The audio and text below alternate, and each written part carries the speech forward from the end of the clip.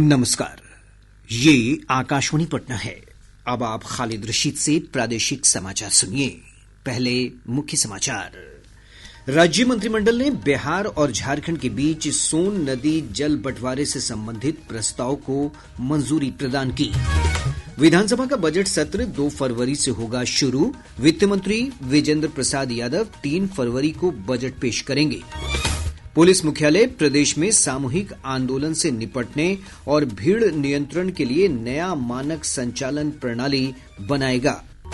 और पारंपरिक श्रद्धा के साथ आज मनाया जा रहा है मकर संक्रांति का त्योहार। गंगा समेत अन्य नदियों और सरोवरों में लोग लगा रहे हैं आस्था की डुबकी। अब समाचार विस्तार से।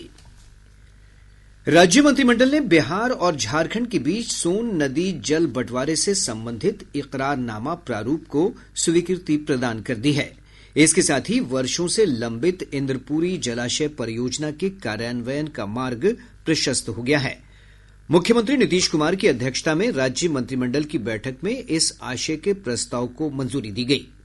मंत्रिमंडल की बैठक के बाद कैबिनेट विभाग के अपर मुख्य सचिव अरविंद कुमार चौधरी ने बताया कि अब सोन नदी से बिहार को 5.75 मिलियन एकड़ फीट पानी, जबकि झारखंड को 2 मिलियन एकड़ फीट पानी मिलेगा।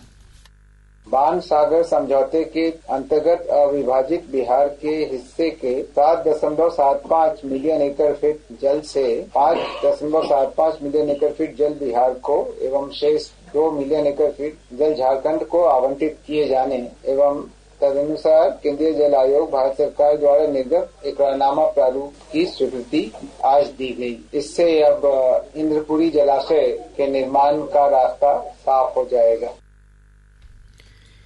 कैबिनेट ने पीएम श्री योजना के तहत चालू वित्तीय वर्ष में 779 माध्यमिक और उच्च माध्यमिक विद्यालयों के लिए 14 अरब 85 करोड़ रुपए की राशि को मंजूरी प्रदान की है। श्री चौधरी ने बताया कि कैबिनेट ने दरभंगा हवाई अड्डे के पास लॉजिस्टिक पार्क और कार्गो हब के निर्माण के लिए चिन्हित 50 एकड़ भूमि के अधिग्रहण के लिए 138 करोड़ रुपए से अधिक की राशि स्वीकृत की है।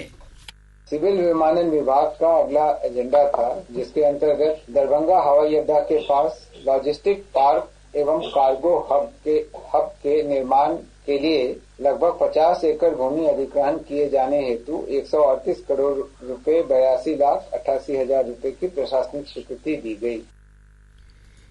एक अन्य फैसले में कैबिनेट ने 7 निश्चय 3 के तहत योजनाओं के पर्यवेक्षण और अनुश्रवण का जिम्मा बिहार विकास मिशन को सौंपने के प्रस्ताव को भी मंजूरी प्रदान की है। मंत्रिमंडल ने मंत्री, विधानसभा अध्यक्ष और विधान परिषद के सभापति को शर्तों के साथ 2-2 बंगलों के आवंटन को मंजूरी दे दी है।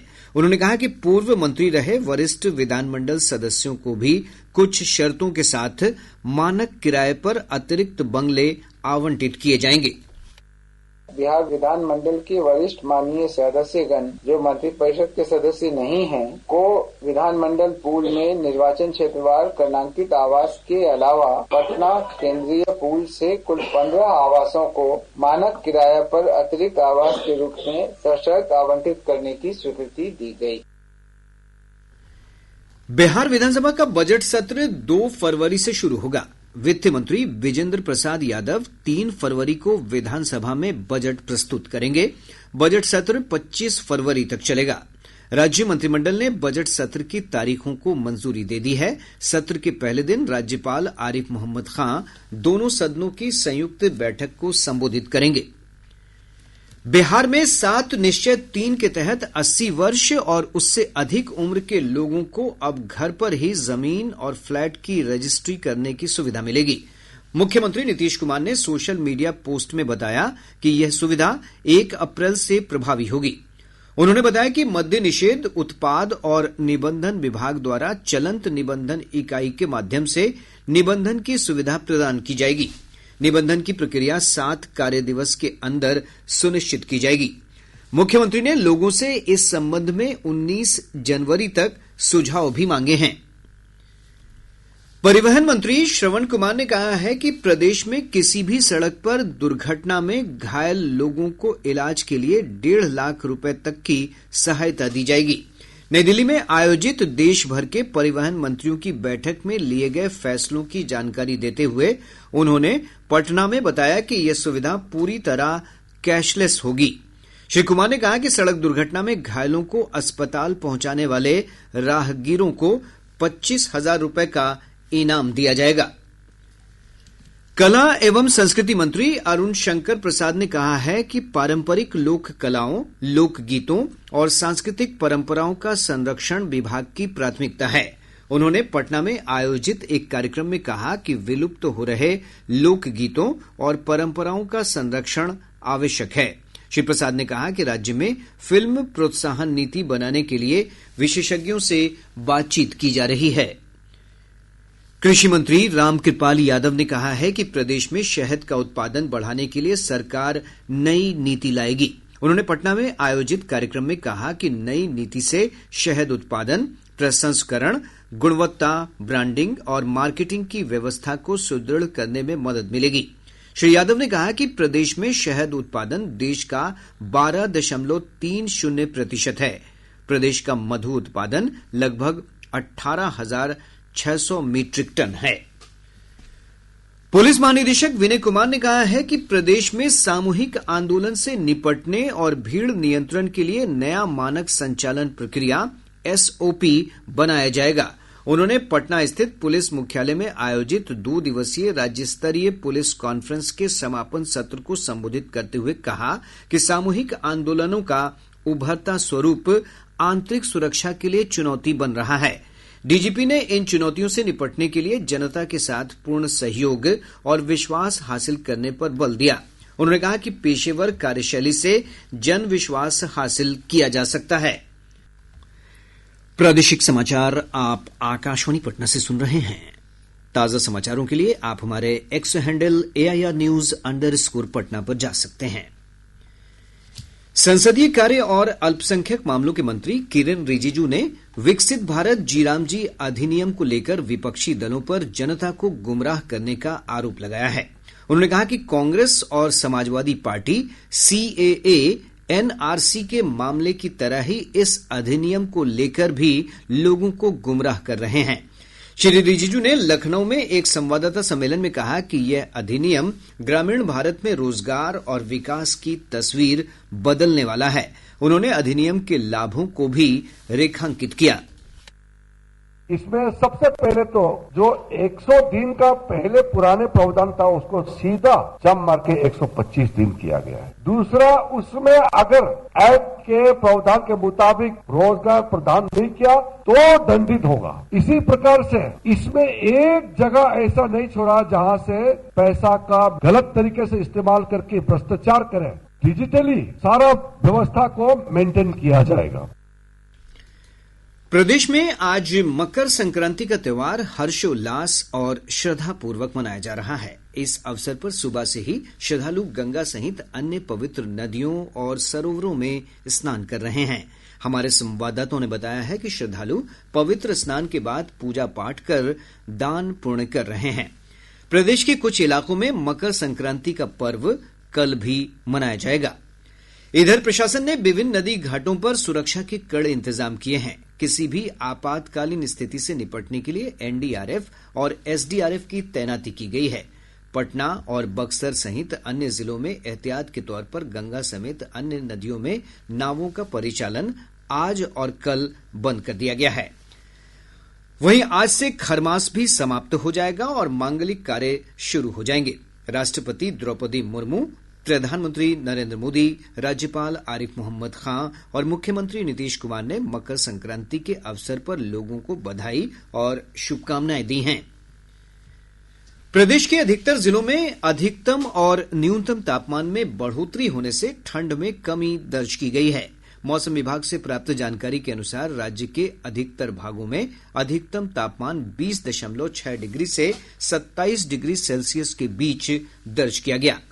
वहीं 5.9 डिग्री सेल्सियस न्यूनतम तापमान के साथ भागलपुर का सबौर राज्य का सबसे ठंडा स्थान रहा। मौसम पूर्वानुमान में कहा गया है कि अगले 5 दिनों के दौरान तापमान में किसी विशेष परिवर्तन की संभावना नहीं है। अगले 2 दिनों के दौरान उत्तर बिहार के जिलों के 1 या 2 स्थानों में घना कोहरा छाए रहने की संभावना है। अगले 7 दिनों के दौरान राज्य के अनेक स्थानों में मध्यम से घना स्तर का कोहरा छाए होने की संभावना है। अगले 3 से 4 दिनों के दौरान राज्य के अनेक स्थानों के अधिकतम तापमान में कोई विशेष परिवर्तन नहीं होने का संभावना है। तत्पश्चात क्रमिक वृद्धि का पूर्वानुमान है। केंद्रीय खाद्य और सार्वजनिक वितरण मंत्रालय की सचिव निधि खरे ने कहा है कि बिहार में दलहन के उत्पादन और इसकी खरीद की ठोस व्यवस्था की जानी चाहिए। उन्होंने पटना में आयोजित एक कार्यक्रम में कहा कि बिहार में दलहन के उत्पादन की काफी संभावना है और किसानों को इसके लिए प्रोत्साहित करने की जरूरत है। श्रीमती खरे ने कहा कि देश में गेहूं और चावल की तुलना में दाल की खपत बढ़ रही है। सर्वोच्च न्यायालय ने कहा है कि वो राज्यों को कुत्ते के काटने की घटनाओं के लिए भारी मुआवजा देने का आदेश देगा और कुत्तों को खाना देने वालों को जवाबदेह ठहराएगा। न्यायालय ने पिछले 5 वर्षों से आवारा पशुओं से संबंधित नियमों के कार्यान्वयन में कमी पर चिंता व्यक्त की। न्यायमूर्ति विक्रम नाथ, संदीप मेहता और एनवी अंजारिया की पीठ ने कहा कि कुत्ते के काटने की घटनाओं के लिए कुत्तों को खाना देने वालों को भी जिम्मेदार ठहराया जाएगा। सीबीआई की भ्रष्टाचार निरोधक टीम ने सासाराम मुख्य डाकघर कार्यालय में कार्यरत पोस्टमैन श्रीलाल को 30,000 रुपए रिश्वत लेते रंगे हाथ गिरफ्तार कर लिया है। अररिया जिले का 36वां स्थापना दिवस आज मनाया जा रहा है। इस अवसर पर प्रभात फेरी निकाली गई। मैराथन दौड़ समेत अन्य कार्यक्रम भी आयोजित किए जा रहे हैं। कटिहार सदर अनुमंडल पदाधिकारी प्रद्युम्न सिंह यादव ने कालाबाजारी के आरोप में जन वितरण प्रणाली विक्रेता चंदन महतो का लाइसेंस रद्द कर दिया है। विक्रेता के खिलाफ नगर थाने में प्राथमिकी भी दर्ज कराई गई है। और अब खेल की खबरें। नई दिल्ली में खेली जा रही 39वीं राष्ट्रीय सब जूनियर ताइक्वांडो चैंपियनशिप के बालक वर्ग में बिहार के अमित कुमार ने अंडर 29 भार वर्ग में स्वर्ण पदक जीता है। प्रथम महामना हॉकी गोल्ड कप प्रतियोगिता का आयोजन 19 से 21 जनवरी तक राजगीर के अंतर्राष्ट्रीय खेल मैदान में होगा। परिवहन मंत्री सह बिहार हॉकी संघ के अध्यक्ष श्रवण कुमार ने ट्रॉफी और शुभांकर का अनावरण किया। रणजी ट्रॉफी क्रिकेट के फाइनल राउंड के लिए 15 सदस्यीय बिहार टीम की घोषणा कर दी गई है। शकीबुल गनी को टीम का कप्तान बनाया गया है। अब पटना से प्रकाशित प्रमुख समाचार पत्रों की सुर्खियां। आज के सभी समाचार पत्रों ने राज्य मंत्रिमंडल के फैसले से जुड़ी खबरों को प्रमुखता से प्रकाशित किया है। हिन्दुस्तान ने कैबिनेट की खबर पर लिखा है, राज्य में 789 स्कूलों में स्मार्ट क्लास लैब बनेगी। दैनिक जागरण क्विक कॉमर्स कंपनियों से जुड़ी खबर पर लिखता है, डिलीवरी बॉय पर नहीं होगा 10 मिनट में सामान पहुंचाने का दबाव। दैनिक भास्कर की सुर्खी है, मधुबनी जिले के पंडौल पावर ग्रिड में धमाका, इंजीनियर समेत 4 कर्मचारी झुलसे, 2 की हालत गंभीर। प्रभात खबर लिखता है, नितिन नवीन का राष्ट्रीय भाजपा अध्यक्ष बनना तय, 19 को नामांकन। और अब अंत में मुख्य समाचार एक बार फिर। राज्य मंत्रिमंडल ने बिहार और झारखंड के बीच सोन नदी जल बंटवारे से संबंधित प्रस्ताव को मंजूरी प्रदान की। विधानसभा का बजट सत्र 2 फरवरी से होगा शुरू। वित्त मंत्री विजेंद्र प्रसाद यादव 3 फरवरी को बजट पेश करेंगे। पुलिस मुख्यालय प्रदेश में सामूहिक आंदोलन से निपटने और भीड़ नियंत्रण के लिए नया मानक संचालन प्रणाली बनाएगा।